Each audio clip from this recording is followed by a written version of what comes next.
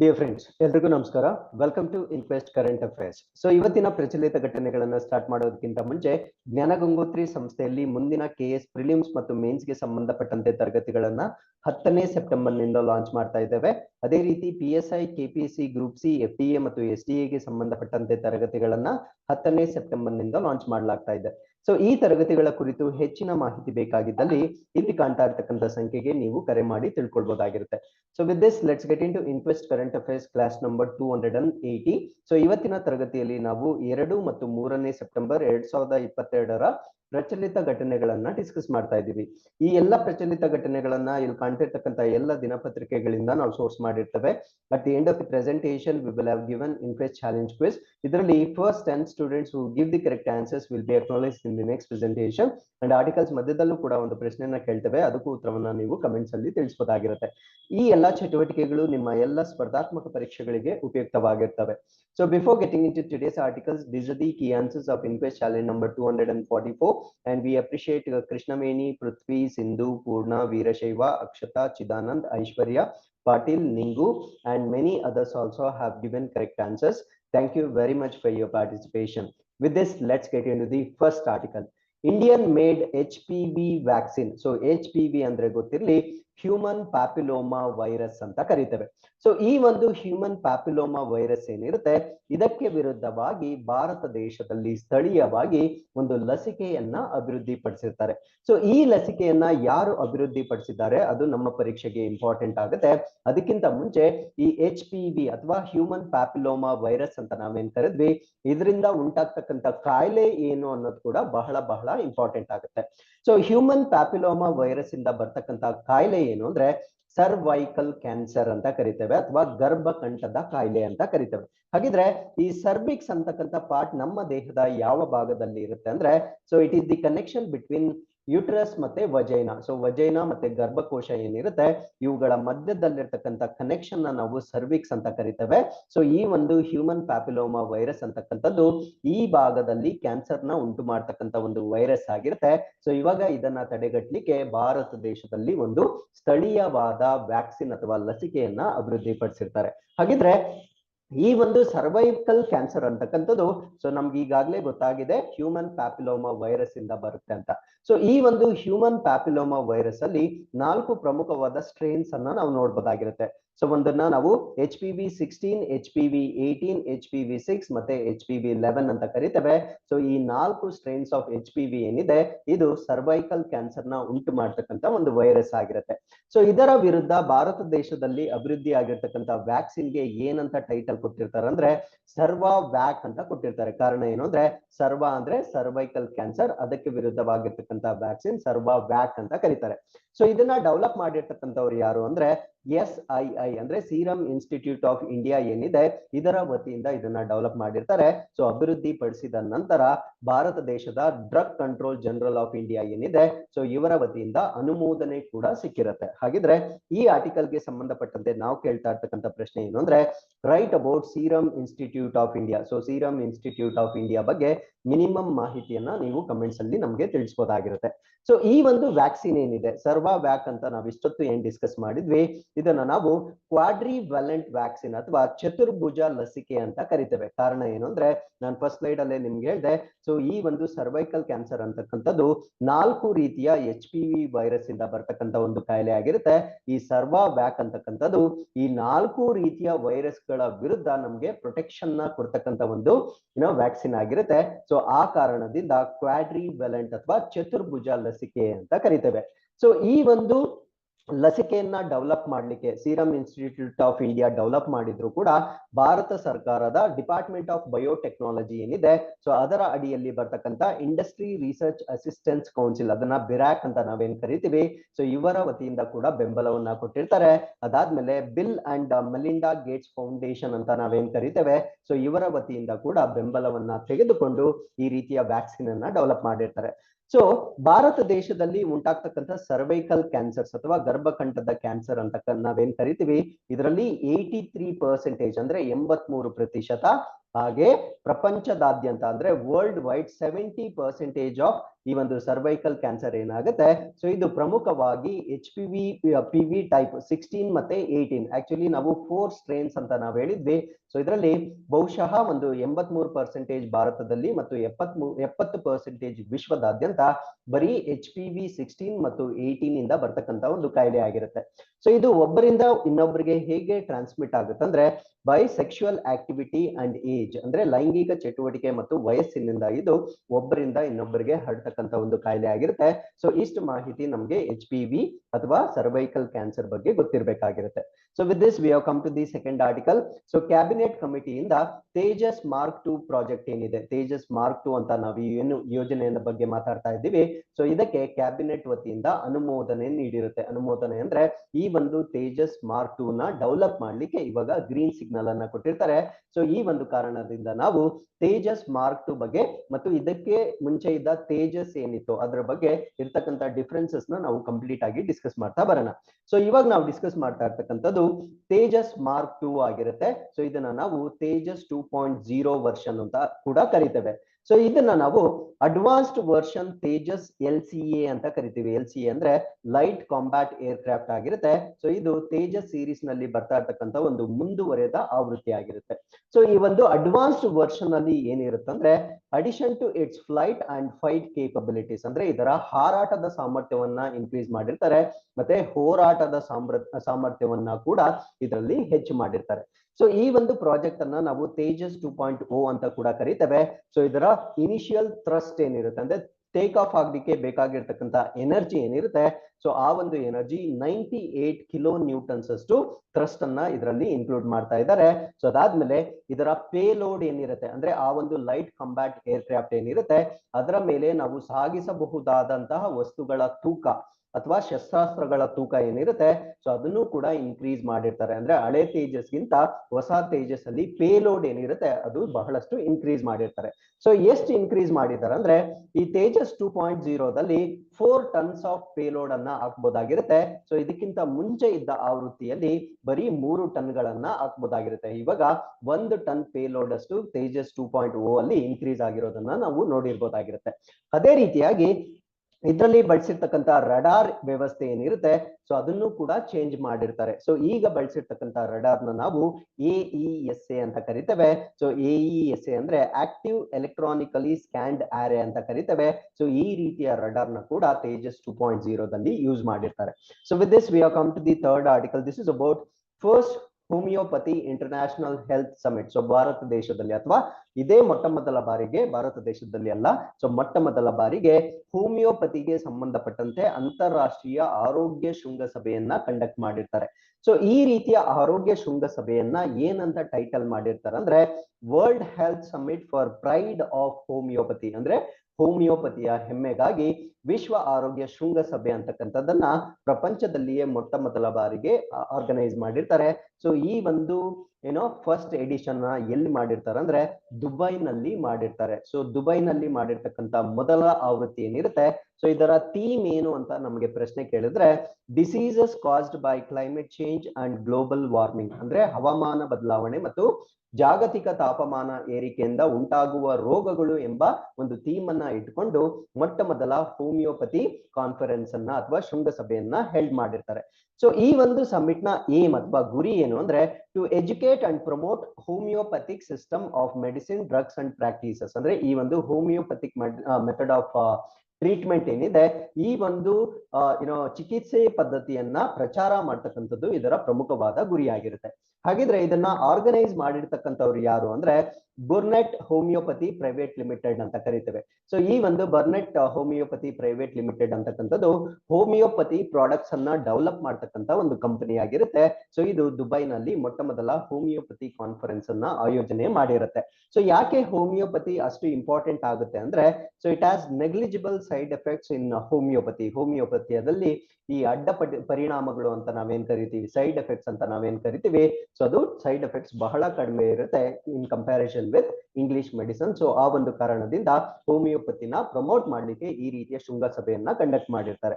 So with this we are come to the fourth article. This is about MOU with Nepal on biodiversity conservation. So ಈ ಒಂದು ಜೈವಿಕ ವೈವಿಧ್ಯತೆಯನ್ನ ಸಂರಕ್ಷಣೆ ಮಾಡಲಿಕ್ಕೆ ಭಾರತ ದೇಶವು ಇತ್ತೀಚೆಗೆ ನೇಪಾಳ ಸರ್ಕಾರದೊಂದಿಗೆ ಒಂದು ತೀರುವಳಿ ಒಪ್ಪಂದವನ್ನ ಮಾಡ್ಕೊಂಡಿರತ್ತೆ. ಸೊ ಈ ಒಂದು ಒಪ್ಪಂದವನ್ನ ಮಿನಿಸ್ಟ್ರಿ ಆಫ್ ಎನ್ವಿರಾನ್ಮೆಂಟ್, ಫಾರೆಸ್ಟ್ ಮತ್ತೆ ಕ್ಲೈಮೇಟ್ ಚೇಂಜ್ ಅಂದ್ರೆ ಭಾರತ ದೇಶದ ಪರಿಸರ, ಅರಣ್ಯ ಮತ್ತು ಹವಾಮಾನ ಬದಲಾವಣೆ ಸಚಿವಾಲಯ ಮತ್ತು ಗವರ್ಮೆಂಟ್ ಆಫ್ ನೇಪಾಳ ಅಂದ್ರೆ ನೇಪಾಳದ ಸರ್ಕಾರದ ಜೊತೆಗೆ ಜೀವ ವೈವಿಧ್ಯತೆ ಸಂರಕ್ಷಣೆ ಕುರಿತು ಒಂದು MOU ನ ಮಾಡ್ಕೊಂಡಿರ್ತಾರೆ. ಸೊ ಹೆಸರಲ್ಲೇ ಇದೆ, ಇದು ಬಯೋಡೈವರ್ಸಿಟಿ ಕನ್ಸರ್ವೇಷನ್ ಅಂತ. ಸೊ ಈ ಒಂದು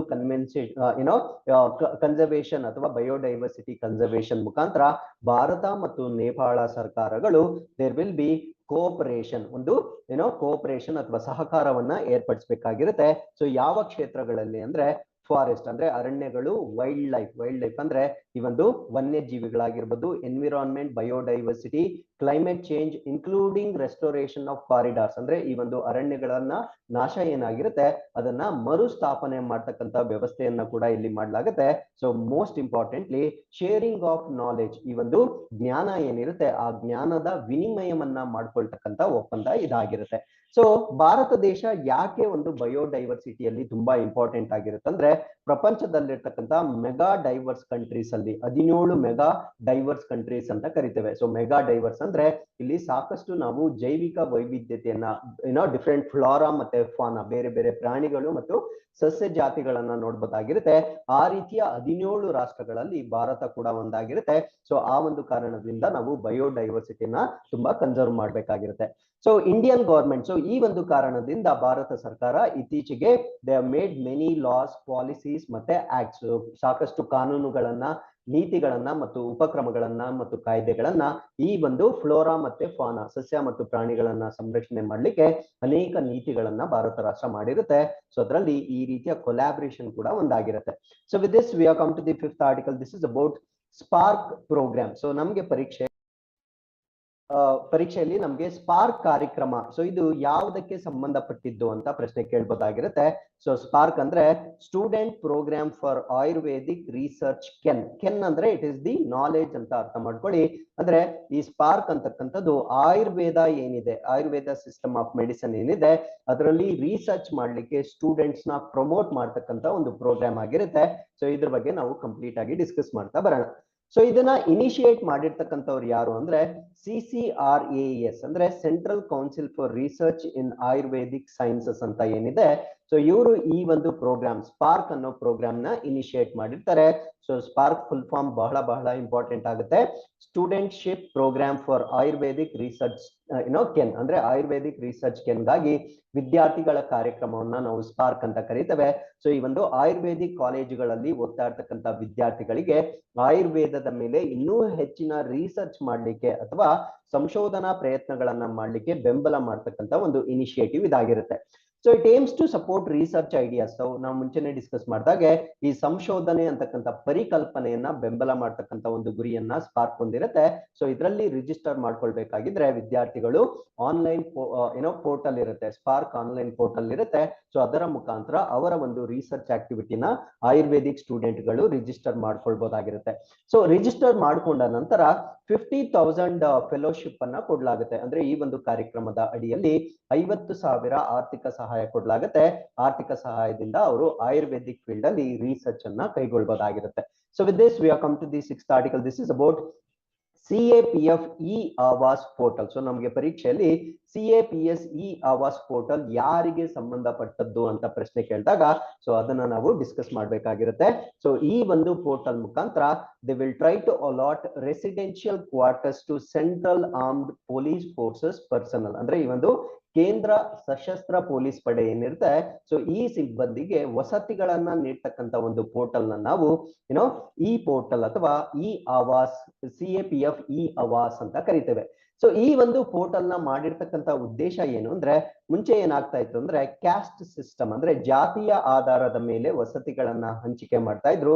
ಸೊ ಈ ಒಂದು ಪೋರ್ಟಲ್ ನ ಮುಖಾಂತರ ಕ್ಯಾಸ್ಟ್ ಸಿಸ್ಟಮ್ ಏನಿದೆ ಅದಕ್ಕೆ ಅಂತ್ಯ ಆಡಲಿದ್ದಾರೆ. ಅಂದ್ರೆ there will be end of caste system in the allotment of houses to these particular jawans. And it is going to bring transparency and accountability, ಅಂದ್ರೆ ಪಾರದರ್ಶಕತೆ ಮತ್ತು ಹೊಣೆಗಾರಿಕೆಯನ್ನ ತರಲಿಕ್ಕೆ ಈ ಒಂದು ಪೋರ್ಟಲ್ ಅನ್ನ ಲಾಂಚ್ ಮಾಡಿರ್ತಾರೆ.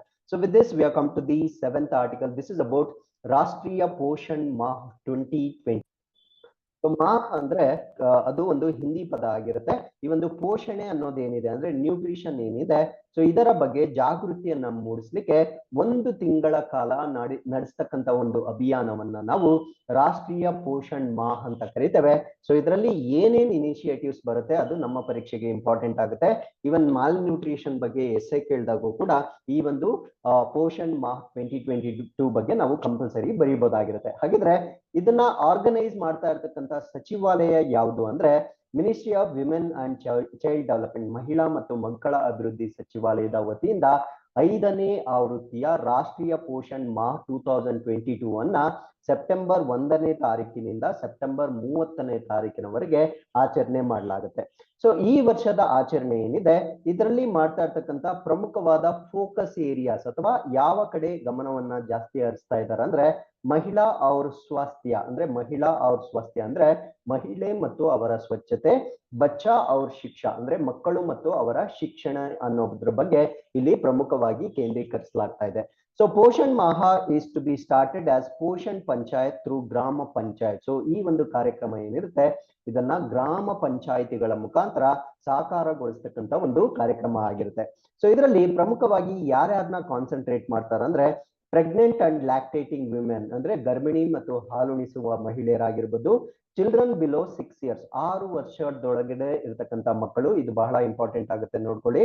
ಅದಾದ್ಮೇಲೆ ಅಡೋಲೆಸೆಂಟ್ ಗರ್ಲ್ಸ್ ಅಂದ್ರೆ ಪ್ರೌಢಾವಸ್ಥೆಯಲ್ಲಿರ್ತಕ್ಕಂಥ ಹೆಣ್ಣು ಮಕ್ಕಳು, ಇವರಿಗೆ ಸ್ಪೆಷಲ್ ಅಟೆನ್ಷನ್ ಅಥವಾ ವಿಶೇಷ ಗಮನವನ್ನ ನೀಡಲಾಗುತ್ತೆ. ಸೊ ಈ ಒಂದು ಕ್ಯಾಂಪೇನ್ ಅಥವಾ 1 ತಿಂಗಳ ಕಾರ್ಯಕ್ರಮದಲ್ಲಿ ಇಂಪಾರ್ಟೆನ್ಸ್ ಆಫ್ ನ್ಯೂಟ್ರಿಷನ್ ಅಂದ್ರೆ ಪೌಷ್ಟಿಕಾಂಶದ ಮಹತ್ವದ ಬಗ್ಗೆ ಅರಿವನ್ನ ಮೂಡಿಸ್ತಕ್ಕಂಥ ಒಂದು ಕಾರ್ಯಕ್ರಮ ಇದಾಗಿರುತ್ತೆ. ಸೊ ಈ ಒಂದು ಕಾರ್ಯಕ್ರಮದ ಜೊತೆಗೆ national level toy manufacturing workshops ಅಂದ್ರೆ ರಾಷ್ಟ್ರ ಮಟ್ಟದಲ್ಲಿ ಆಟಿಕೆ ತಯಾರಿಕಾ ಕಾರ್ಯಕ್ರಮಗಳನ್ನು ಕೂಡ ಅಂಗನವಾಡಿ ಕೇಂದ್ರಗಳಲ್ಲಿ ನಡೆಸಲಾಗುತ್ತೆ. ಸೊ ಇದನ್ನ ಚೆನ್ನಾಗಿ ಜ್ಞಾಪಕ ಇಟ್ಕೊಳ್ಳಿ. ಯಾಕೆ ಅಂದ್ರೆ ಪೋಷಣ್ ಅಂತ ಬಂದಾಗ ಪೋಷಣ್ಗೂ ಮತ್ತೆ ಈ ಒಂದು ಆಟಿಕೆಗಳು ಅಥವಾ ಟಾಯ್ಸ್ಗೂ ಯಾವುದೇ ರೀತಿಯ ಸಂಬಂಧ ಇರೋದಿಲ್ಲ. ಸೊ ಪರೀಕ್ಷೆಯಲ್ಲಿ ಈ ರೀತಿಯ ಸ್ಟೇಟ್ಮೆಂಟ್ಸ್ ಅನ್ನ ಕೊಟ್ಟಾಗ ನಾವು ಈಸಿಯಾಗಿ ಇದನ್ನ ರಿಜೆಕ್ಟ್ ಮಾಡ್ಬಿಡ್ತೇವೆ, ಅಂದ್ರೆ ಈ ಸ್ಟೇಟ್ಮೆಂಟ್ ತಪ್ಪು ಅಂತ ಮಾಡ್ಬಿಡ್ತೇವೆ. ಬಟ್ ಈ ಒಂದು ಕಾರ್ಯಕ್ರಮದ ಅಡಿಯಲ್ಲಿ ಈ ಟಾಯ್ಸ್ ಅಥವಾ ಆಟಿಕೆಗಳೇನಿರುತ್ತೆ ಇದರ ತಯಾರಿಕೆ ಕಾರ್ಯಗಳನ್ನು ಕೂಡ ಅಂಗನವಾಡಿಗಳಲ್ಲಿ ನಡೆಸಲಾಗುತ್ತೆ. ಸೊ ಇದರ ಜೊತೆಗೆ importance of rain water harvesting ಅಂದ್ರೆ ಈ ಒಂದು ಮಳೆ ನೀರನ್ನ ಕೊಯ್ಲು ಮಾಡ್ತಕ್ಕಂತ ಪದ್ಧತಿಯ ಬಗ್ಗೆ ಅವೇರ್ನೆಸ್ ನ ಮೂಡಲಾಗುತ್ತೆ. ಅದಾದ್ಮೇಲೆ ಟ್ರೆಡಿಷನಲ್ ಫುಡ್ ಐಟಮ್ಸ್ ಅಂದ್ರೆ ಈ ಒಂದು ಸಾಂಪ್ರದಾಯಿಕ ಆಹಾರ ಪದಾರ್ಥಗಳು, ಅದಕ್ಕೆ ಸಂಬಂಧಪಟ್ಟಂತ ಮಾಹಿತಿಯನ್ನ ಈ ಟ್ರೈಬಲ್ ಏರಿಯಾಸ್ ಅಥವಾ ಬುಡಕಟ್ಟು ಪ್ರದೇಶಗಳಲ್ಲಿ ಇದನ್ನ ಪ್ರಮೋಟ್ ಮಾಡಲಾಗುತ್ತೆ. ಸೊ ಅದ್ರ ಜೊತೆಗೆ ಸ್ಟೇಟ್ ಲೆವೆಲ್ ಆಕ್ಟಿವಿಟೀಸ್ ಅಮ್ಮ ಕಿ ರಸೋಯ್ ಅಂದ್ರೆ ರಾಜ್ಯ ಮಟ್ಟದ ಕೆಲವೊಂದು ಚಟುವಟಿಕೆಗಳನ್ನ ಮಾಡಲಾಗುತ್ತೆ. ಸೊ ಯಾವ ಒಂದು ಟೈಟಲ್ ನ ಅಡಿಯಲ್ಲಿ ಅಂದ್ರೆ ಅಮ್ಮ ಕಿ ರಸೋಯಿ ಅಂತಕ್ಕಂಥ ಒಂದು ಕಾರ್ಯಕ್ರಮದ ಅಡಿಯಲ್ಲಿ ರಾಜ್ಯ ಮಟ್ಟದ ಕೆಲವೊಂದು ಚಟುವಟಿಕೆಗಳನ್ನ ಮಾಡಲಾಗುತ್ತೆ. ಅದಾದ್ಮೇಲೆ ನಮ್ಮ ದೇಶದ ಟ್ರೆಡಿಷನ್ ಫುಡ್ ಏನಿದೆ ಅಂದ್ರೆ ಸ್ಥಳೀಯ ಆಹಾರ ಏನಿದೆ, ಹಬ್ಬಗಳಲ್ಲಿ ಮಾಡ್ತಕ್ಕಂಥ ಪ್ರಮುಖವಾದ ಆಹಾರ ಪದ್ಧತಿ ಏನಿರುತ್ತೆ, ಸೊ ಆ ಒಂದು ಆಹಾರ ಪದ್ಧತಿಯ ಪ್ರಾಮುಖ್ಯತೆಯನ್ನು ಕೂಡ ಮಾಡ್ತಕ್ಕಂಥ ಒಂದು 1 ತಿಂಗಳ ಕಾರ್ಯಕ್ರಮವನ್ನ ನಾವು ಪೋಷಣ್ ಮಾಹ್ ಅಂತ ಕರಿತೇವೆ. So with this we have come to the 8th article. This is about NHPC Limited has signed an MOU with PTC India Limited. So NHPC ಅಂದ್ರೆ National Hydro Electric Power Corporation Private Limited, ಅದಾದ್ಮೇಲೆ power trading corporation of India ಏನಿದೆ, so ಇವರಿಬ್ಬರ ಮಧ್ಯೆ ಈಗ ಒಂದು MOU ಆಗಿರುತ್ತೆ. ಯಾವ ಕಾರಣಕ್ಕಾಗಿ ಅಂದ್ರೆ ಸೊ ನೇಪಾಳದಲ್ಲಿ ಒಂದು ನದಿ ಇರುತ್ತೆ, ಅದನ್ನ ನಾವು ಸೇತಿ ನದಿ ಅಂತ ಕರಿತೇವೆ. ಸೊ ಈ ಮ್ಯಾಪ್ ಅಲ್ಲಿ ನೀವು ನೋಡ್ಬೋದಾಗಿರುತ್ತೆ. ಸೊ ಈ ಒಂದು ಸೇತಿ ನದಿಯಲ್ಲಿ ಹೈಡ್ರೋ ಎಲೆಕ್ಟ್ರಿಕ್ ಪ್ರಾಜೆಕ್ಟ್ ಅನ್ನ ಡೆವಲಪ್ ಮಾಡಿ ಅದನ್ನ ಮಾರಾಟ ಮಾಡ್ತಕ್ಕಂತ ಒಂದು ಒಪ್ಪಂದ ಇದಾಗಿರುತ್ತೆ. ಸೊ ಈ ಒಂದು ಒಪ್ಪಂದದ ಬಗ್ಗೆ ಕಂಪ್ಲೀಟ್ ಆಗಿ ಡಿಸ್ಕಸ್ ಮಾಡ್ತಾ ಬರೋಣ. ಸೊ ಇಲ್ಲಿ ಪ್ರಮುಖವಾಗಿ ಪರೀಕ್ಷೆಗೆ ನಾವು ನೆನ್ಪಿಟ್ಕೊಳ್ಬೇಕಾಗಿರ್ತಕ್ಕಂಥದ್ದು ಸೇತಿ ನದಿ. ಸೊ ಇದು ನೇಪಾಳದಲ್ಲಿ ಬರ್ತಕ್ಕಂಥ ಒಂದು ನದಿ ಆಗಿರುತ್ತೆ. ಸೊ ಏನಕ್ಕೆ ಈ ಒಂದು ಅಗ್ರಿಮೆಂಟ್ ಆಗಿದೆ ಅಂದ್ರೆ for the sale of power to be generated from the upcoming West Seti river 6 hydro power projects in Nepal. So ನೇಪಾಳದ ಈ ಒಂದು ಸೇತಿ ನದಿ ಅಂತ ನಾವೇನ್ ಕರಿತೇವೆ, ಸೊ ಅಲ್ಲಿ ವೆಸ್ಟ್ ಸೇತಿ ಮತ್ತೆ ಸೇತಿ ರಿವರ್ ನಲ್ಲಿ 6 ಜಲವಿದ್ಯುತ್ ಯೋಜನೆಗಳನ್ನ ಡೆವಲಪ್ ಮಾಡ್ತಾ ಇದ್ದಾರೆ. ಸೊ ಇಲ್ಲಿ ವಿದ್ಯುತ್ ಅನ್ನ ಮಾರಾಟ ಮಾಡ್ಲಿಕ್ಕೆ ಆಗಿರ್ತಕ್ಕಂಥ ಒಂದು ಒಪ್ಪಂದ ಆಗಿರುತ್ತೆ. ಸೊ ಇದು ಭಾರತ ದೇಶದ NHPC ಮತ್ತು ಭಾರತ ದೇಶದ PTC ಇವೆರಡರ ನಡುವೆ ಆಗಿರ್ತಕ್ಕಂಥ ಒಂದು ಒಪ್ಪಂದ ಆಗಿರುತ್ತೆ. ಸೊ ಈ ಒಂದು ಒಪ್ಪಂದದ ಪ್ರಕಾರ the company will invest more than 18,000 crores in Nepal for 2 hydro power project. So ಇಲ್ಲಿ 6 ಒಟ್ಟು ಹೈಡ್ರೋ ಪವರ್ ಪ್ರಾಜೆಕ್ಟ್ಸ್ ಇರುತ್ತೆ. ಆ 6 ಹೈಡ್ರೋ ಪ್ರಾಜೆಕ್ಟ್ಸ್ ಅಲ್ಲಿ 2 ಜಲವಿದ್ಯುತ್ ಯೋಜನೆಗಳೇನಿರುತ್ತೆ. ಸೊ ಇದಕ್ಕೆ ಭಾರತದ ಕಂಪನಿ ನೇಪಾಳದಲ್ಲಿ 18,000 ಕೋಟಿಗಳಿಗಿಂತ ಹೆಚ್ಚು ಹಣವನ್ನ ಹೂಡಿಕೆ ಮಾಡಲಿದೆ. ಸೊ ಈ ಒಂದು ಹೂಡಿಕೆ ಮಾಡುವುದಕ್ಕಿಂತ ಮುಂಚೆ ಈ ಇನ್ವೆಸ್ಟ್ಮೆಂಟ್ ಬೋರ್ಡ್ ಆಫ್ ನೇಪಾಳ ಅಂತ ನಾವೇನ್ ಕರಿತೀವಿ ಅಂದ್ರೆ ಹೂಡಿಕೆ ಮಂಡಳಿ ನೇಪಾಳ ಅಂತ ಕರಿತೇವೆ. ಸೊ ಇದರ ಮಧ್ಯ ಒಂದು MOU ಆಗಿರುತ್ತೆ. ಆಗಸ್ಟ್ ಅಲ್ಲಿ ಒಂದು MOU ಆಗಿರುತ್ತೆ. ಕಾರಣ ಏನು ಅಂದ್ರೆ ಈ ಒಂದು MOU ನ ಉದ್ದೇಶ ಏನು ಅಂದ್ರೆ ಡೀಟೇಲ್ಡ್ ಪ್ರಾಜೆಕ್ಟ್ ರಿಪೋರ್ಟ್ ಅಂದ್ರೆ ವಿವರವಾದ ಯೋಜನಾ ವರದಿ ಅಂತ ನಾವೇನ್ ಕರಿತೀವಿ ಅಂದ್ರೆ ಸೇತಿ ರಿವರ್ ಮೇಲೆ ಮಾಡ್ತಾ ಇರ್ತಕ್ಕಂಥ ಪ್ರಾಜೆಕ್ಟ್ಸ್ ನ ಡೀಟೇಲ್ ರಿಪೋರ್ಟ್ ನ ತರಿಸ್ಕೊಳ್ಳಿಕ್ಕೆ ಒಂದು ಒಪ್ಪಂದ ಆಗಿರುತ್ತೆ. ಯಾರ ಜೊತೆ ಒಪ್ಪಂದ ಆಗಿರುತ್ತೆ ಅಂದ್ರೆ ಇನ್ವೆಸ್ಟ್ಮೆಂಟ್ ಬೋರ್ಡ್ ನೇಪಾಳ್ ಜೊತೆ ಒಪ್ಪಂದ ಆಗಿರುತ್ತೆ. ಸೊ ಈ ಒಂದು ಒಪ್ಪಂದದ ಪ್ರಕಾರ ವೆಸ್ಟ್ ಸೇಟಿಯಲ್ಲಿ 750 ಮೆಗಾವ್ಯಾಟ್ಸ್ ನಷ್ಟು ವಿದ್ಯುತ್ ಅನ್ನ ಡೆವಲಪ್ ಮಾಡಲಾಗುತ್ತೆ. ಸೇಟಿ ರಿವರ್ ನಲ್ಲಿ 450 ಮೆಗಾವ್ಯಾಟ್ ನಷ್ಟು ವಿದ್ಯುತ್ ಅನ್ನ ಡೆವಲಪ್ ಮಾಡಲಾಗುತ್ತೆ. ಸೊ ಈ ಒಂದು MOU ನ ಪ್ರಕಾರ PTC shall purchase the contracted capacity of these projects from NHPC. So NHPC ಬಂದು ಅಲ್ಲಿ ಹೈಡ್ರೋ ಎಲೆಕ್ಟ್ರಿಕ್ ಪ್ರಾಜೆಕ್ಟ್ಸ್ ಅನ್ನ ಡೆವಲಪ್ ಮಾಡುತ್ತೆ. ಸೊ PTC ಏನ್ ಮಾಡುತ್ತೆ, NHPC ಡೆವಲಪ್ ಮಾಡ್ತಕ್ಕಂಥ ಅಥವಾ ಪ್ರೊಡ್ಯೂಸ್ ಮಾಡ್ತಕ್ಕಂಥ ವಿದ್ಯುತ್ ಅನ್ನ ಅಂದ್ರೆ ಕಾಂಟ್ರಾಕ್ಟ್ ಅಲ್ಲಿ ಅಥವಾ ಒಪ್ಪಂದದಲ್ಲಿ ಏನ್ ಕೆಪಾಸಿಟಿಗೆ ಅಗ್ರಿ ಆಗಿರ್ತಾರೆ ಸೊ ಆ ಒಂದು ಎಲೆಕ್ಟ್ರಿಸಿಟಿಯನ್ನ PTC ಖರೀದಿ ಮಾಡಿ so it will be sold in India and neighbouring countries ಅಂದ್ರೆ ಭಾರತ ಮತ್ತು ನೆರೆಯ ದೇಶಗಳಿಗೆ ಮಾರಾಟ ಮಾಡ್ತಕ್ಕಂಥ ಒಂದು ಒಪ್ಪಂದ ಇದಾಗಿರುತ್ತೆ. ಸೊ ಹಾಗಿದ್ರೆ NHPC ಮತ್ತೆ PTC ಬಗ್ಗೆ ನಾವು ಇನ್ನೂ ಹೆಚ್ಚಿನ ಮಾಹಿತಿಯನ್ನ ತಿಳ್ಕೊಳ್ಳೋದಾದ್ರೆ NHPC Limited was incorporated on November 7, 1975. So November 7 ಮತ್ತು 1975ರಲ್ಲಿ ಸೊ ಇದನ್ನ ಸ್ಟಾರ್ಟ್ ಮಾಡಲಾಗುತ್ತೆ as a private limited company under the name of national hydro electric power corporation private limited. So ಮೊದಲು ಇದನ್ನ ಒಂದು ಖಾಸಗಿ ಕಂಪನಿ ಅಥವಾ ಖಾಸಗಿ ಲಿಮಿಟೆಡ್ ಆಗಿ 1975ರಲ್ಲಿ NHPC ಯನ್ನ ಸ್ಟಾರ್ಟ್ ಮಾಡ್ತಾರೆ. ಸೊ ಅದಾದ್ಮೇಲೆ ಇನ್ ಏಪ್ರಿಲ್ 2, 1986 ಅಂದ್ರೆ ಏಪ್ರಿಲ್ 2, 1976ರಲ್ಲಿ ಈ ಒಂದು ಪ್ರೈವೇಟ್ ಕಂಪನಿಯನ್ನ they converted into public limited company. So ಇದನ್ನ ಪಬ್ಲಿಕ್ ಲಿಮಿಟೆಡ್ ಅಥವಾ ಒಂದು ಪಬ್ಲಿಕ್ ಲಿಮಿಟೆಡ್ ಕಂಪನಿಯಾಗಿ ಇದನ್ನ 1986ರಲ್ಲಿ ಪರಿವರ್ತನೆ ಮಾಡ್ತಾರೆ. ಸೊ ಅದೇ ರೀತಿ ನಾವು PTC ಬಗ್ಗೆ ತಿಳ್ಕೊಳ್ಳೋದಾದ್ರೆ PTC India limited formerly known as power trading corporation of India limited. So ಇದನ್ನ ಮುಂಚೆ ಏನಂತ ಕರೀತಾ ಇದ್ರು ಅಂದ್ರೆ power trading corporation of India limited ಅಂತ ಕರೀತಾ ಇದ್ರು. So it is an Indian company that provides power trading solutions, cross border power trading ಮತ್ತೆ consultancy services. So PTC India limited main objectives ಏನು ಅಂದ್ರೆ ಈ ಪವರ್ ನ ವ್ಯಾಪಾರ ಮಾಡ್ತಕ್ಕಂಥ ಒಂದು ಸೊಲ್ಯೂಷನ್ಸ್ ಅಥವಾ ಪರಿಹಾರಗಳನ್ನ ಕೊಡ್ತಕ್ಕಂಥದ್ದು, ಗಡಿಯಾಚೆ ವಿದ್ಯುತ್ ವ್ಯಾಪಾರ ಮತ್ತು ಸಲಹಾ ಸೇವೆಗಳನ್ನ ಒದಗಿಸ್ತಕ್ಕಂಥ ಒಂದು ಕಂಪನಿ ಆಗಿರುತ್ತೆ. ಸೊ ಆ ಕಾರಣದಿಂದ ಸೊ ನೇಪಾಳನಲ್ಲಿ ನಡೀತಾ ಇರ್ತಕ್ಕಂಥ ಪ್ರಾಜೆಕ್ಟ್ ಸೊ ಅದನ್ನೇ ನಾವು ಟ್ರಾನ್ಸ್ ಬಾರ್ಡರ್ ಅಂತ ನಾವೇನ್ ಕರಿತೇವೆ ಸೊ ಅದನ್ನ ಸೆಲ್ ಮಾಡ್ಲಿಕ್ಕೆ PTC ಯೊಂದಿಗೆ MOU ಆಗಿರುತ್ತೆ. ಸೊ ಇದರ ಹೆಡ್ ಕ್ವಾರ್ಟರ್ಸ್ ಬಂದು ನವದೆಹಲಿಯಲ್ಲಿ ಇರುತ್ತೆ. ಸೊ ಇದರ ಇದು ಸ್ಥಾಪನೆ ಆಗಿರ್ತಕ್ಕಂಥದ್ದು 16ನೇ ಏಪ್ರಿಲ್ 1999ರಲ್ಲಿ ಇದು ಸ್ಥಾಪನೆ ಆಗಿರುತ್ತೆ. So with this we have come to the 9th article. This is about a new species of crab discovered in Western Ghats. So ಪಶ್ಚಿಮ ಘಟ್ಟಗಳಲ್ಲಿ 2 ಹೊಸ ಪ್ರಭೇದಗಳ ಏಡಿಗಳನ್ನ ಪತ್ತೆ ಮಾಡಿರ್ತಾರೆ. ಸೊ ಈ ಏಡಿಗಳ ವಿಶೇಷತೆ ಏನು ಅಂದ್ರೆ ಅವುಗಳ ದೇಹ ಬೇರೆ ಬಣ್ಣ ಇರುತ್ತೆ ಮತ್ತೆ ಅವುಗಳ ಕಾಲುಗಳು ಬೇರೆ ಬಣ್ಣ ಇರ್ತಕ್ಕಂಥದ್ದನ್ನ ನೋಡ್ಬೋದಾಗಿರುತ್ತೆ. ಹಾಗಿದ್ರೆ ವೆಸ್ಟರ್ನ್ ಘಾಟ್ಸ್ ಅಲ್ಲಿ ಈ ಒಂದು ನ್ಯೂಸ್ಗೂ ಮತ್ತೆ ಆಜಾದಿ ಕಾ ಅಮೃತ್ ಮಹೋತ್ಸವಗೂ ಒಂದು ವಿಶೇಷತೆ ಏನಿದೆ. ಸೊ 75 ವರ್ಷಗಳ ಸ್ವತಂತ್ರ ದಿನವನ್ನ ನಾವೇನ್ ಆಚರಣೆ ಮಾಡ್ತಾ ಇದ್ದೀವಿ ಅದೇ ರೀತಿಯಲ್ಲಿ ವೆಸ್ಟರ್ನ್ ಘಾಟ್ಸ್ ನಲ್ಲಿ 75 ಕ್ರಾಬ್ಸ್ ಅಥವಾ ಏಡಿಗಳನ್ನ ಈಗ ಡಿಸ್ಕವರ್ ಮಾಡಿರ್ತಾರೆ. ಸೊ ಈ ಕ್ರಾಬ್ಸ್ ಅನ್ನ ನಾವು ಗಟಿಯಾನ ದ್ವಿವರ್ಣ ಅಂತ ಕರಿತೇವೆ. ಸೊ ದ್ವಿವರ್ಣ ಅಂತ ನಾವೇನ್ ಕರಿತೀವಿ ಅಂದ್ರೆ ಸೊ 2 ಬಣ್ಣಗಳಲ್ಲಿರ್ತವೆ. ಸೊ ಅದು ಯಾವ ಜಾತಿಗೆ ಸೇರಿರುತ್ತೆ ಅಂದ್ರೆ ಗಟಿಯಾನ ಅಂತಕ್ಕಂಥ ಒಂದು ಜಾತಿಗೆ ಸೇರಿರುತ್ತೆ. ಸೊ ಪ್ರಪಂಚದಾದ್ಯಂತ ಅಪ್ರಾಕ್ಸಿಮೇಟ್ಲಿ ಅರೌಂಡ್ 4000 ಅಂದ್ರೆ 4000 ಜಾತಿಗಳ ಏಡಿಗಳನ್ನ ನೋಡ್ಬೋದಾಗಿರುತ್ತೆ. ಸೊ ಅದರಲ್ಲಿ ಭಾರತದಲ್ಲಿ 125 ಸ್ಪೀಶೀಸ್ ಗಳನ್ನ ನೋಡ್ಬೋದಾಗಿರುತ್ತೆ. ಸೊ 125ರಲ್ಲಿ 75 ವೆಸ್ಟರ್ನ್ ಘಾಟ್ಸ್ ಅಲ್ಲಿ ನಾವು ನೋಡ್ಬೋದಾಗಿರುತ್ತೆ. ಸೊ ಇದುವರೆಗೂ ಈ ಜೀನಸ್ ಗಟಿಯಾನ ಅಂತ ನಾವೇನ್ ಕರಿದ್ವಿ ಅಂದ್ರೆ ಗಟಿಯಾನ ಕುಲದಲ್ಲಿ 13 ಡಿಫ್ರೆಂಟ್ ಸ್ಪೀಶೀಸ್ ಅನ್ನ ನೋಡಿದ್ವಿ. ಈಗ 14ನೇ ಸ್ಪೀಶೀಸ್ ಅನ್ನ ಈಗ ಡಿಸ್ಕವರಿ ಮಾಡಿರ್ತಾರೆ. ಸೊ ಅದನ್ನ ನಾವು ಗಟಿಯಾನ ಬೈಕಲರ್ ಅಥವಾ ದ್ವಿವರ್ಣ ಅಂತ ಕರಿತೇವೆ. ಸೊ ಇದು ವೈಟ್ ಕಲರ್ ಬಾಡಿ ಇರುತ್ತೆ ಮತ್ತೆ ಚಾಕ್ಲೇಟ್ ಲೆಗ್ಸ್ ಇರುತ್ತೆ. ಸೊ ಆ ಒಂದು ಕಾರಣದಿಂದ ಇದನ್ನ ಗಟಿಯಾನ ದ್ವಿವರ್ಣ ಅಂತ ಕರಿತೇವೆ. So with this we have come to the 10th article. This is about Indo Pacific economic framework. So Indo Pacific ಆರ್ಥಿಕ ಚೌಕಟ್ಟು ಸೊ ಇತ್ತೀಚೆಗೆ ನಿರ್ಮಾಣ ಆಗಿರ್ತಕ್ಕಂಥ ಒಂದು ಅಸೋಸಿಯೇಷನ್ ಆಗಿರುತ್ತೆ.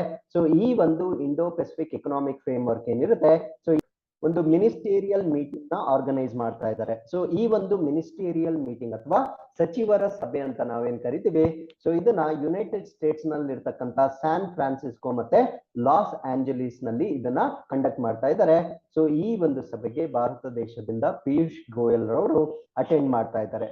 ಸೊ ಈ ಒಂದು ಸಭೆಯನ್ನ ನಾವೇನಂತ ಕರಿತೀವಿ ಅಂದ್ರೆ India US strategic partnership forum conference and India Pacific economic framework ministerial meeting ಅಂತ ಕರಿತೇವೆ. ಸೊ ಈ ಒಂದು ಮೀಟಿಂಗ್ ನಲ್ಲಿ ಪಾರ್ಟಿಸಿಪೇಟ್ ಮಾಡ್ಲಿಕ್ಕೆ ಪಿಯೂಷ್ ಗೋಯಲ್ ಭಾರತ ದೇಶದಿಂದ ಪಾರ್ಟಿಸಿಪೇಟ್ ಮಾಡ್ತಾ ಇದ್ದಾರೆ. ದಿ IPEF ಏನಿದೆ ಅಂದ್ರೆ ಇಂಡಿಯಾ ಪೆಸಿಫಿಕ್ ಎಕನಾಮಿಕ್ ಫೋರಂ ಏನಿದೆ, it seeks to strengthen economic engagement among the partners. ಅಂದ್ರೆ ಈ ಒಂದು ಗ್ರೂಪ್ ಅಲ್ಲಿ ಬರ್ತಕ್ಕಂಥ ಪಾಲುದಾರ ರಾಷ್ಟ್ರಗಳೇನಿರ್ತವೆ ಆ ರಾಷ್ಟ್ರಗಳ ನಡುವೆ ಆರ್ಥಿಕ ಸಂಯೋಜನೆಯನ್ನ ಬಲಪಡಿಸ್ತಕ್ಕಂಥ ಒಂದು ಪ್ರಯತ್ನ ಆಗಿರುತ್ತೆ. ಸೊ IPEF ಅಂತಕ್ಕಂಥದ್ದನ್ನ it was launch jointly by US and other partner countries of the Indo Pacific region. So ಈ ಒಂದು ಇಂಡೋ ಪೆಸಿಫಿಕ್ ಪ್ರಾಂತ್ಯ ಏನು ಬರ್ತದೆ ಸೊ ಈ ಒಂದು ಪ್ರಾಂತ್ಯದಲ್ಲಿ ಬರ್ತಕ್ಕಂಥ ರಾಷ್ಟ್ರಗಳು ಮತ್ತು USA ಜಂಟಿಯಾಗಿ ಡೆವಲಪ್ ಮಾಡಿರ್ತಕ್ಕಂಥ ಒಂದು ಅಸೋಸಿಯೇಷನ್ ಆಗಿರುತ್ತೆ. ಸೊ ಇದನ್ನ 2022 ಅಂದ್ರೆ ಬಹಳ ಇತ್ತೀಚೆಗೆ ಟೋಕಿಯೋದಲ್ಲಿ ಪ್ರಾರಂಭ ಮಾಡಿರ್ತಕ್ಕಂಥ ಒಂದು ಅಸೋಸಿಯೇಷನ್ ಆಗಿರುತ್ತೆ. So India joined the IPEF countries with the goal of advancing growth, peace, prosperity in the region. So ಈ ಒಂದು ಪ್ರದೇಶದಲ್ಲಿ ಬೆಳವಣಿಗೆ ಅಥವಾ ಅಭಿವೃದ್ಧಿ, ಶಾಂತಿ ಮತ್ತು ಸಮೃದ್ಧಿಯನ್ನ ಸ್ಥಾಪನೆ ಮಾಡಲಿಕ್ಕೆ ಭಾರತ ದೇಶ ಕೂಡ IPEF ದೇಶಗಳಿಗೆ ಸೇರ್ಕೊಂಡಿರ್ತಕ್ಕಂಥ ಒಂದು ರಾಷ್ಟ್ರವಾಗಿರುತ್ತೆ. ಸೊ IPEF ಏನಿರುತ್ತೆ ಇದರಲ್ಲಿ 4 ಆಧಾರ ಸ್ತಂಭಗಳನ್ನ ನಾವು ನೋಡ್ಬೋದಾಗಿರುತ್ತೆ. 4 ಪಿಲ್ಲರ್ಸ್ ನ ನೋಡ್ಬೋದಾಗಿರುತ್ತೆ. ಸೊ ಮೊದಲನೇ ಪಿಲ್ಲರ್ ನ ನಾವು ಟ್ರೇಡ್ ಅಥವಾ ವ್ಯಾಪಾರ ಅಂತ ಕರಿತೇವೆ. ಸೊ ಎರಡನೇ ಪಿಲ್ಲರ್ ನ ನಾವು ಸಪ್ಲೈ ಚೈನ್ ಅಥವಾ ಪೂರೈಕೆ ಸರಪಳಿ ಅಂತ ಕರಿತೇವೆ. ಮೂರನೇದನ್ನ ಕ್ಲೀನ್ ಎಕಾನಮಿ ಅಥವಾ ಶುದ್ಧವಾದ ಒಂದು ಆರ್ಥಿಕತೆ ಅಂತ ಕರಿತೇವೆ. ಸೊ ನಾಲ್ಕನೇದನ್ನ ಫೇರ್ ಎಕಾನಮಿ ಅಂತ ಕರಿತೇವೆ. ಸೊ ಈ 4 ಪಿಲ್ಲರ್ಸ್ ಮೇಲೆ IPEF ನ ಡೆವಲಪ್ ಮಾಡಿರ್ತಾರೆ. ಸೊ ಈ ಒಂದು ಡೆವಲಪ್ಮೆಂಟ್ ಏನಾಗಿರುತ್ತೆ ಸೊ ಈ ಡೆವಲಪ್ಮೆಂಟ್ ಗೆ ಸಂಬಂಧಪಟ್ಟಂತೆ ಈಗ ಒಂದು ಸಭೆಯನ್ನ ನಡೆಸ್ತಾ ಇದ್ದಾರೆ ಅಥವಾ ಒಂದು ಮೀಟಿಂಗ್ ಅನ್ನ ನಡೆಸ್ತಾ ಇದ್ದಾರೆ. ಸೊ ಈ ಮೀಟಿಂಗ್ ನ ಫೋಕಸ್ ಏರಿಯಾಸ್ ಯಾವ್ದು ಅಂದ್ರೆ ಸ್ಟ್ರೆಂಥನಿಂಗ್ ಎಕನಾಮಿಕ್ ಕೋಆಪರೇಷನ್ ಅಂದ್ರೆ ಆರ್ಥಿಕ ಸಹಕಾರವನ್ನ ಬಲಪಡಿಸ್ತಕ್ಕಂಥದ್ದು, ಸಸ್ಟೈನಬಿಲಿಟಿ ಮತ್ತೆ ಇನ್ಕ್ಲೂಸಿವ್ನೆಸ್ ಅಂದ್ರೆ ಎಲ್ಲರನ್ನ ಒಳಗೊಳ್ಳುವಿಕೆಯನ್ನ ಎನ್ಶೋರ್ ಮಾಡ್ತಕ್ಕಂಥದ್ದು, ಎಕನಾಮಿಕ್ ಗ್ರೋತ್ ಆರ್ಥಿಕ ಬೆಳವಣಿಗೆಯನ್ನ ಮಾಡ್ತಕ್ಕಂಥದ್ದು, ಫೇರ್ನೆಸ್ ಅಂಡ್ ಕಾಂಪಿಟೇಟಿವ್ನೆಸ್ ಅಂದ್ರೆ ನ್ಯಾಯಸಮ್ಮತತೆ ಮತ್ತು ಸ್ಪರ್ಧಾತ್ಮಕತೆಯನ್ನ ಹೆಚ್ಚಿಸ್ತಕ್ಕಂಥದ್ದು ಇದರ ಪ್ರಮುಖ ಉದ್ದೇಶವಾಗಿರುತ್ತೆ. So with this we have come to the 11th article. This is about world coconut day ಅಥವಾ ವಿಶ್ವ ತೆಂಗಿನಕಾಯಿ ದಿನ. ತಾಯಿ ಅಲ್ಲ, ತೆಂಗಿನಕಾಯಿ ದಿನ. ಸೊ ಇದನ್ನ ಸೆಪ್ಟೆಂಬರ್ 2ನೇ ತಾರೀಕು ಪ್ರತಿ ವರ್ಷ ಆಚರಣೆ ಮಾಡಲಾಗುತ್ತೆ. ಸೊ ಈ ಒಂದು ಆಚರಣೆಯನ್ನ ಈ ವರ್ಷ ಭಾರತ ದೇಶದಲ್ಲಿ ಜುನಾಗಢ್ ಗುಜರಾತ್ ನಲ್ಲಿ ಈ ಒಂದು ಆಚರಣೆಯನ್ನ ಲಾಂಚ್ ಮಾಡಿರ್ತಾರೆ ಅಥವಾ ಉದ್ಘಾಟನೆ ಮಾಡಿರ್ತಾರೆ. ಸೊ ಈ ವರ್ಷದ ಕೋಕೋನಟ್ ಡೇ ನ ಥೀಮ್ ಏನಾಗಿರುತ್ತೆ ಅಂದ್ರೆ growing coconut for better future and life, ಉತ್ತಮ ಭವಿಷ್ಯ ಮತ್ತು ಜೀವನಕ್ಕಾಗಿ ತೆಂಗಿನಕಾಯಿಯನ್ನ ಬೆಳೆಯತಕ್ಕಂಥದ್ದು ಅಂತಕ್ಕಂಥ ಥೀಮ್ ನ ಮೇಲೆ ಮಾಡಿರ್ತಾರೆ. ಹಾಗಿದ್ರೆ ಈ ಒಂದು ದಿನವನ್ನ ಡೆವಲಪ್ ಮಾಡಿರ್ತಕ್ಕಂಥವ್ರು ಯಾರು ಅಂದ್ರೆ APCC ಅಂತ ಕರಿತೇವೆ. APCC ಅಂದ್ರೆ Asian and Pacific coconut community ಅಂತ ಇರುತ್ತೆ. ಸೊ ಈ ಒಂದು ಏಷ್ಯನ್ ಮತ್ತೆ ಪೆಸಿಫಿಕ್ ತೆಂಗಿನಕಾಯಿ ಸಮುದಾಯ ಏನಿರುತ್ತೆ ಇವರು ಸ್ಟಾರ್ಟ್ ಮಾಡಿರ್ತಕ್ಕಂಥ ಒಂದು ದಿನವಾಗಿರುತ್ತೆ. ಸೊ ಈ ರೀತಿಯ ದಿನವನ್ನ ಮೊದಲ ಬಾರಿಗೆ 2009ರಲ್ಲಿ ಆಚರಣೆ ಮಾಡಲಾಗಿರುತ್ತೆ. ಕಾರಣ ಏನು ಅಂದ್ರೆ APCC ಯನ್ನ ಸ್ಥಾಪನೆ ಮಾಡಿರ್ತಕ್ಕಂಥದ್ದು ಕೂಡ 2009ನೇ ಇಸ್ವಿ ಆಗಿರುತ್ತೆ. So with this we have come to inquest one liners. Delhi chief minister ಅಥವಾ ಡೆಲ್ಲಿ ಸಹಕಾರ ಫಸ್ಟ್ ವರ್ಚುವಲ್ ಸ್ಕೂಲ್ ಅಂದ್ರೆ ಮೊದಲ ವರ್ಚುವಲ್ ಶಾಲೆಯನ್ನ ಆರಂಭಿಸಿರುತ್ತೆ. ವರ್ಚುವಲ್ ಶಾಲೆ ಅಂದ್ರೆ ಆನ್ಲೈನ್ ಮುಖಾಂತರ ಶಿಕ್ಷಣ ಕೊಡ್ತಕ್ಕಂಥ ಒಂದು ವ್ಯವಸ್ಥೆ ಆಗಿರುತ್ತೆ. ಸೊ ಯಾವ ಶಿಕ್ಷಣವನ್ನ ಇಲ್ಲಿ ಕೊಡ್ತಾರೆ ಅಂದ್ರೆ ಕ್ಲಾಸ್ 9 to 12 9ನೇ ತರಗತಿಯಿಂದ 12ನೇ ತರಗತಿಯವರೆಗೆ, ಅದರ ಜೊತೆಗೆ ಜೆಇಇ, ನೀಟ್ ಮತ್ತೆ ಸಿಯುಇಟಿ ಅಂತಕ್ಕಂಥ ಪರೀಕ್ಷೆಗಳಿಗೆ ತರಬೇತಿಯನ್ನ ಕೊಡ್ತಾರೆ. ಸೊ ಇದು ಬರೀ ಡೆಲ್ಲಿ ಮಕ್ಕಳಿಗೆ ಮಾತ್ರ ಅಲ್ಲ, ಅಕ್ರಾಸ್ ದಿ ಕಂಟ್ರಿ, ದೇಶದಾದ್ಯಂತ ಯಾವ ವಿದ್ಯಾರ್ಥಿಗಳು ಬೇಕಾದ್ರೂ ಈ ಒಂದು ಫೆಸಿಲಿಟಿಯನ್ನ ಯೂಸ್ ಮಾಡ್ಕೊಳ್ಬಹುದಾಗಿರುತ್ತೆ. ಸೊ ಅದಾದ್ಮೇಲೆ ಈ ವಸುಧಾ ಗುಪ್ತಾ ಅಂತಕ್ಕಂಥವ್ರನ್ನ director general of the news service division of the all India ರೇಡಿಯೋದಲ್ಲಿ ಬರ್ತಕ್ಕಂಥ ಸುದ್ದಿ ಸೇವೆಗಳ ವಿಭಾಗದ ಮಹಾನಿರ್ದೇಶಕರನ್ನಾಗಿ ವಸುಧಾ ಗುಪ್ತಾರವರನ್ನ ಆಯ್ಕೆ ಮಾಡಿರ್ತಾರೆ. ಸೊ ಇಲ್ಲಿಗೆ ಇವತ್ತಿನ ಎಲ್ಲಾ ಪ್ರಚಲಿತ ಘಟನೆಗಳು ಕಂಪ್ಲೀಟ್ ಆಗಿರುತ್ತೆ. So with this we are come to inquest challenge number 245. You can just pause the video, go through the questions and give us the answers. Once again, I'll meet you tomorrow with tomorrow's current affairs. Till then, keep reading, be safe. Thank you very much for watching.